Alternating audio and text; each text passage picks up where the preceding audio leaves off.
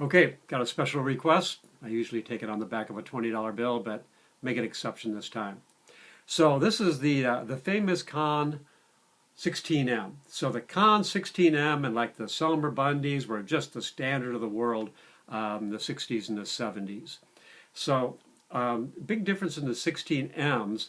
There's the Elkhart, Indiana 16Ms, and then there's Nogales, New Mexico, USA models, and there's the Nogales, Mexico ones. And the easiest way to tell is by the key guards. The key guards on the early ones, the Elkhart, Indiana ones, are basically soldered on, 3-point soldered ons. The later ones were screwed on. And this is the most preferred. You can also tell by the serial number. Most of the Nogales ones say N for the serial number on the front. So, and it's more legible. This is just tiny little CONN serial numbers. So anyhow, there it is. This one survived fairly well.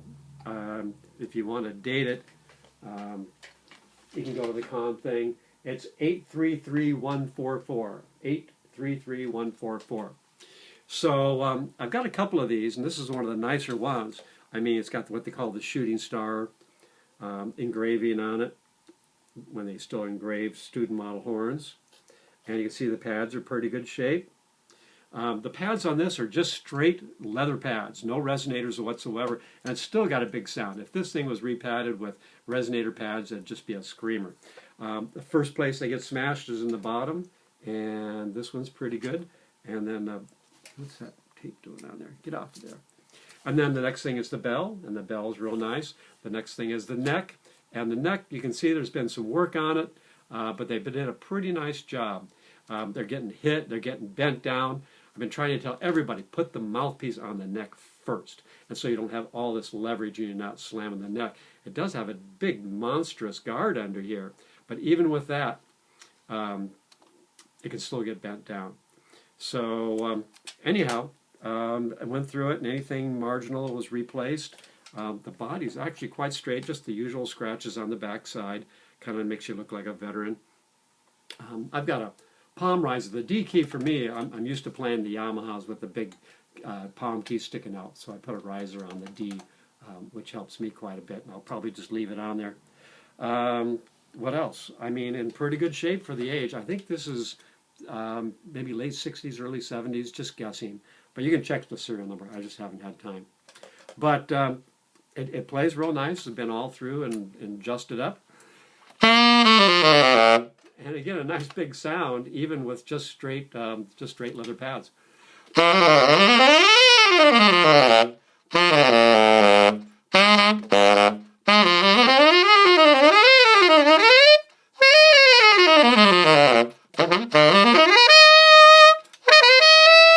There's your high F sharp.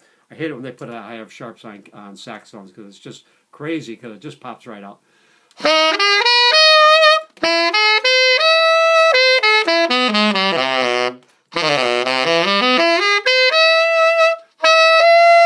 Almost get a G, which is just, I can't even get a G on my top of the line Yamaha.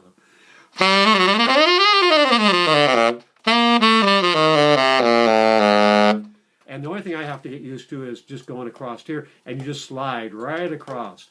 The biggest problem is finding that B key. Everything else is huge, but the B key is right in between. So after I play it for 15-20 minutes, it's not a big deal. It's just getting used to it as opposed to going down on most horns. You're just sliding straight across. It's actually pretty quick. Pretty easy to go back from that B flat and B natural.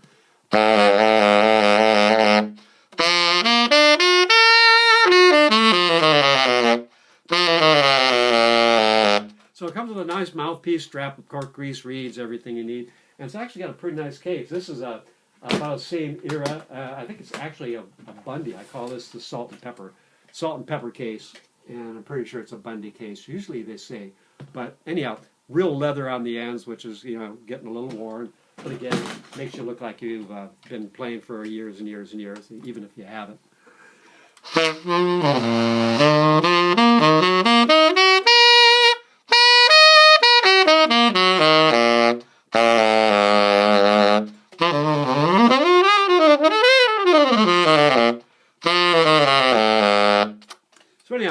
play a little ballad, but I just tried to change it up, and I just found one of my, not favorite tunes, but a nice tune, and let's see how it goes.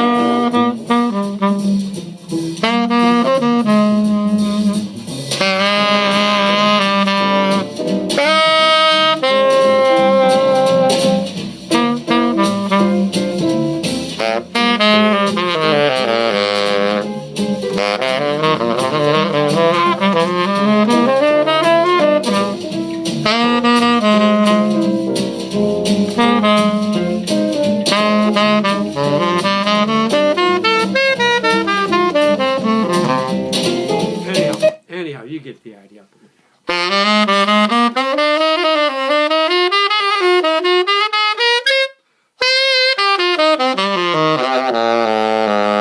So it'd be a great horn to start out with. I mean, this is like, starting out driving an old Chevy pickup, standard shift and no power steering, no power brakes. And if you get really good on this, man, everything after this is just going to be easy street. Or a great backup horn if you just don't want to take a $10,000 super balanced action Selmer out. You can just take this out to the beach without worrying about it. It's really affordable.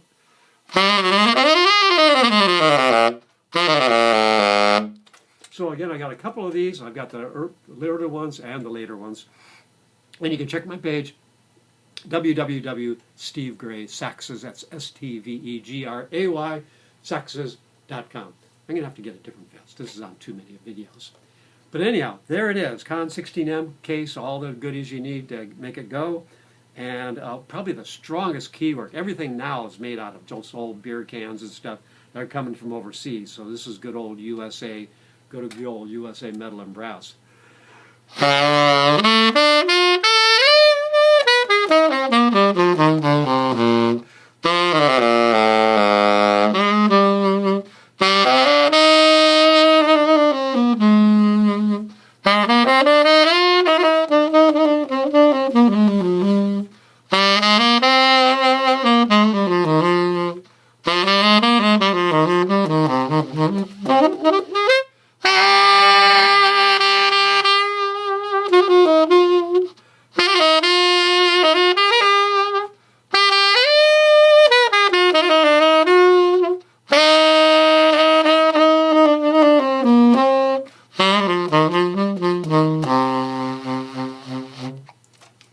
So real pearls on the pearls, no plastic. This is the real thing. Again, the strongest key work, real nice thick metal.